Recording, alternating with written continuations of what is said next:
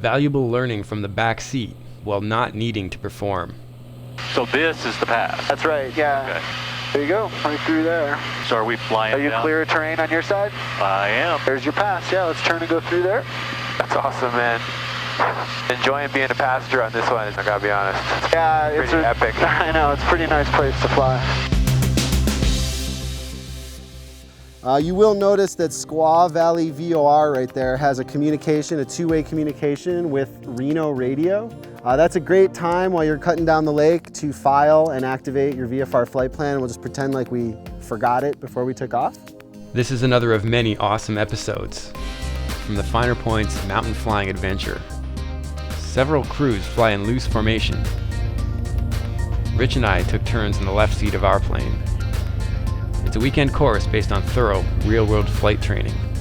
It was amazing to participate, and I was happy to bring my film crew, so we got lots of awesome stuff to share.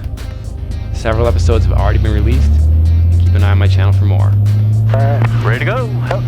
There was a book written about somebody in the Bay Area right here. It was called I Alone Survive. It was a dentist in San Francisco who had a Bonanza and his girlfriend. And the woman who wrote the book in the back seat was the girlfriend's friend. And they went up here to the Sierras, and he was trying to show them how dramatic the eastern wall is as it drops down to Bishop, and you guys will see it tomorrow. It's absolutely stunning. And the pilot of this Bonanza came in low over terrain, and he was going to pull the airplane up and show these women this spectacular view, only he was too close to terrain, he got a downdraft, and he flew it into the side of the mountain. Very remote. So they all survived the crash, except the pilot and his girlfriend were very, very badly injured. And the pilot was conscious, and he started talking about the fact that he didn't have a flight plan on file. So he was acutely aware that nobody was looking for them. And he couldn't get out of the plane. And so, you know the title of the book, I Alone Survived. The woman in the back seat ended up walking out of the Sierras by herself. And the two in the front stayed there with the plane and died. So that story left a huge impression on me. When you think about your flight plans, consider why you filed it, right? Imagine going down in really inhospitable terrain up here during the spring, winter, or fall when there's snow, etc. Not even having footwear, not having gloves. You're going to be essentially useless. Short-term survival skills is its own episode. This one is simply focusing on being found. And in my practical flying experience, that's usually when I get a flight plan. I look around and I think this is not a good spot to be in. Search and rescue would be valuable. Okay, we're talking climb, huh? Yeah, so let's go for 11. It's just, you got full power, so it's just climb prop. Climb clean. And your climb is airspeed, throttle, prop, mixture, fuel, cow flaps. Checklist is complete. Get that B-roll, James. You see Yeah, man, I've been filming the shit out of that. Pretty epic. It's different flying up and down the valley or maybe across Kansas, but I think flying in the mountains, you have to always imagine, could you spend an unexpected night or two out? Surviving is obviously important, but you also need to be able to help search and rescue know where to look for you and then find you when they get there. It's like 113. Oh, that was a good one. Yeah. Don't get yourself sick, James, if you're low oxygen. I don't look into the camera. When I find the shot, I look around it. Okay, good. All right, and keep us around 110 for maneuvering speed. Yeah, okay. I'm gonna just put it down because I'm just banging around at this point. I can't seem to hold a shot even. Yep, I got GoPro out there. So what I see students do all the time is they get really meticulous and they say, okay, we're here at Truckee. We're gonna go right past Squaw Valley, and then we're gonna go past South Lake Tahoe, and then we're gonna go through, you know, this pass, and then Ebbets Pass, and then we're gonna be here at this time and there at this time. Then they get up there in the plane and they go, oh look, a butterfly. And they're like, over here now, and they're like, anyway, let's go where we were going. And now they're on a new line this way, right? So search and rescue with a 121.5 megahertz ELT, Howard could probably tell you, is, you've said to me before, you pretty much have to know where they are, right? Howard gave a great seminar regarding personal locator beacons and ELTs. It was a real privilege to have him on this course. Not only is he a CFI, but he's been an emergency room physician and the field doctor on expeditions in harsh environments such as Mount Everest. From talking to a lot of pilots, what I'm realizing is that most pilots have not been adequately educated. So they're flying their 121.5s. They know in the back of their mind there's something better about 4.6, but they're not sure what. And many pilots I talk to don't even realize that 4 or 5 years ago, the government turned off any monitoring of 121.5 by satellite. So you're flying with something where if you go down in the mountains and there's no airline or traffic going over you, nobody may be listening. It's absolutely antiquated. It is fraught with all sorts of false alarms based literally on pizza ovens, garage door openers, and many other things.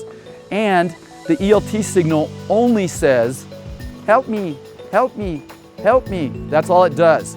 When you compare that to a 406 ELT or a PLB, this is actually giving all sorts of data in a little packet. And that includes GPS coordinates as well as any custom info you've added. But even with a PLB, flying a detailed flight plan is obviously important. Let's call flight service. The frequency that everybody's listening to and Adam was talking about filing on is on the Squaw Valley VOR.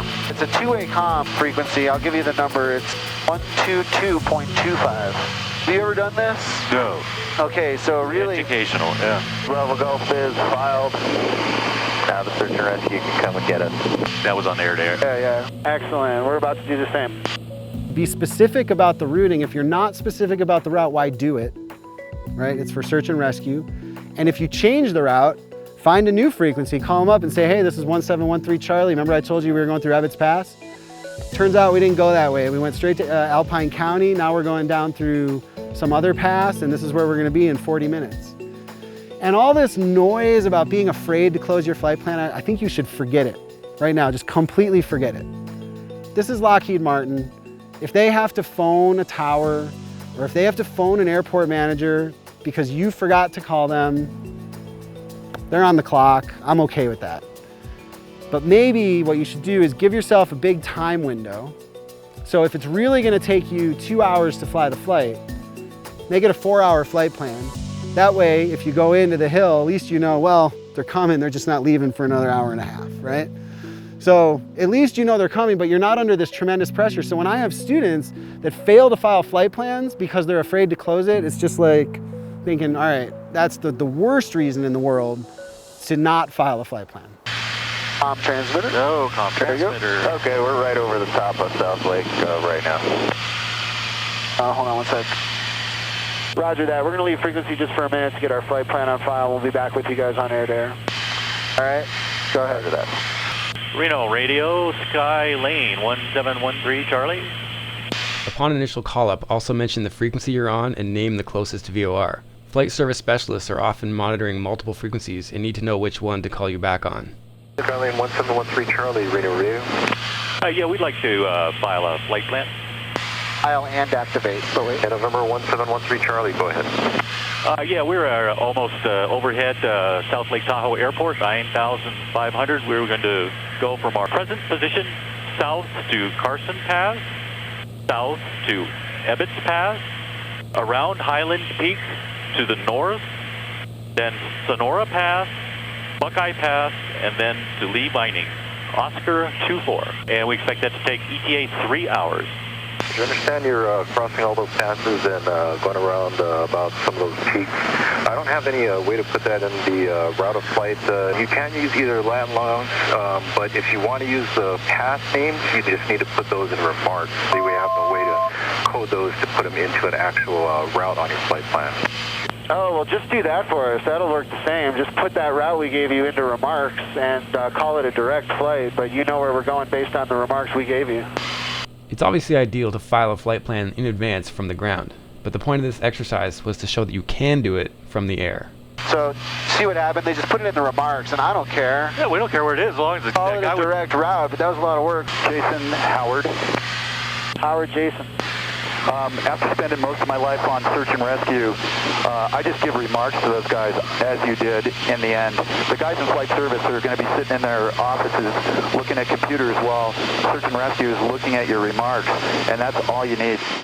It was awesome having Howard on this course to share his real-world search and rescue experience. Practice with them and then trade with your friend who's got a crappy mirror instead of a commercial mirror. I'd always had a vague understanding that mirrors could be used for signaling, but I never knew exactly how to do it. So if you've got just a crappy mirror, it only works if the mirror is right by your eye. And that's why, as crappy as the CDs are, there's a hole right in the middle. I bring it up to my eye, bring it up so that I can see it on my hand, and then anything that's over my finger is gonna see the reflection, and I'm waggling because my aim isn't good enough to be precise. So as long as I'm waggling it around and following the plane, they're probably gonna be seeing flashes of that light. And then Howard explained why the commercial purpose-built signal mirrors are so much better. Justin asked if they worked at night, and they don't. Okay. Know your stuff. I want you to sight on something or somebody, bring it up to your eye, holding that angle, and you'll see that through the sight there is a virtual sun that you will see. You don't want to look right through the very center, but you want to look just off to the edge where the little diffraction grating is. But if I've got a plane, I can waggle it up in the air, and without being able to see it reflecting on anything, I actually have a little sighted virtual image of the sun through that, no matter where in the sky I'm projecting this reflection. The other thing is people say, do these work? Because there's a lot of stuff in survival books that don't work. These really work. 20 miles, for sure 20 miles. We're going around the wrong side of Highland Peak. You guys see that? That's why we're getting bumps? Yeah. So keep my line though, or what do you want to do? I don't know. I want to modify based on what you see. I want to go around the south side of Highland based on what we see and feel. We're about to come around the leeward side of a mountain like that, feeling what we feel. You can see it here. You're going to go around the backside.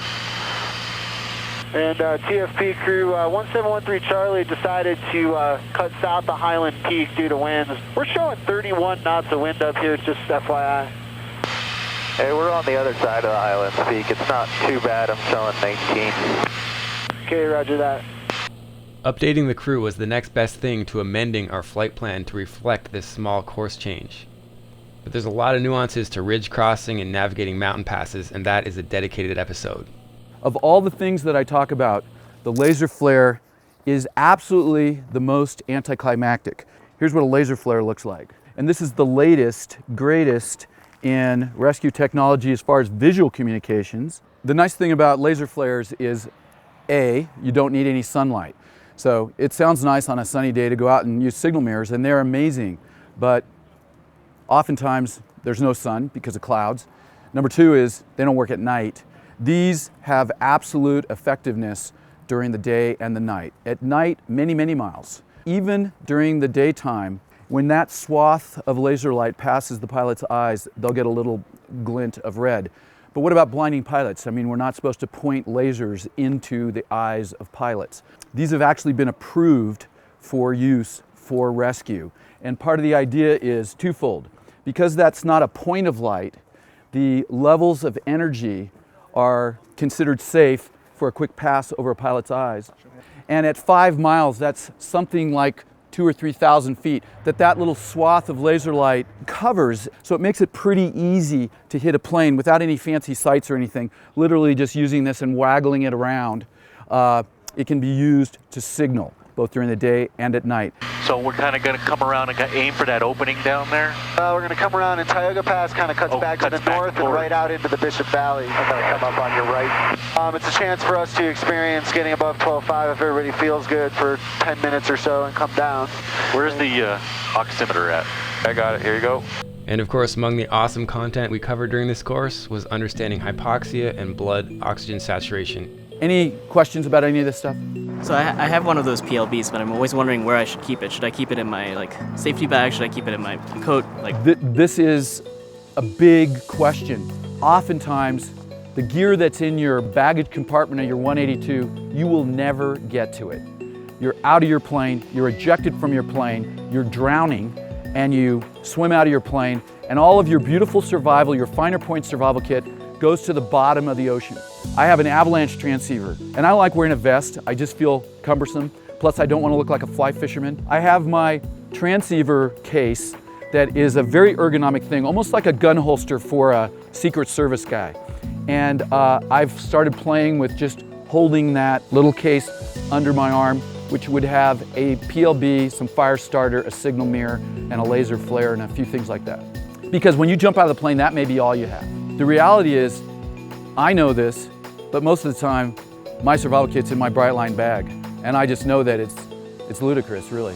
Back to what we're talking about on day one, where we try not to ignore risk, right? So when the flight center does a trip up to the Channel Islands and we're flying over water, I really do have my West Marine life vest around my neck with the nitrogen cartridge removed, with the idea being, if I go in, like Howard said, I'm not gonna be able to get to the baggage compartment. And this is up to every pilot, your PIC, but it's kind of a decision based on the terrain you're flying over and the conditions you're flying in. All right, so back in the day, you know, when you had a sectional and you're using your fingers and trying to look out the window, I mean, it's easy to miss a pass anyway, but you can see when you've got a tool like ForeFlight where you're geo-referencing over a pre-planned route, it can really help you stay tuned into what you thought you were going to do. And when you get out into this environment, you're looking at over, 24 peaks out your front window, which one is actually Highland Peak, which one is the pass, and which way you should go. In addition, with the synthetic vision and the hazard advisor, it turns any six-pack airplane into, really a glass panel for all practical purposes in VFR flying. It's super rewarding to be able to share and produce this content, and it's not cheap to produce it. So I need to thank the sponsors and the supporters on Patreon for helping make this possible. Please visit flightchops.com for a chance to win some awesome stuff, and keep your flight chops sharp. You're headed right toward Carson Pass. Okay, that's a pass, huh? Well, there is one over there. We're going to make a left turn. Oh, okay. I was hoping that we were going to just keep aiming at that big rock. Yeah, no, not at this altitude. Yeah, no, that would hurt.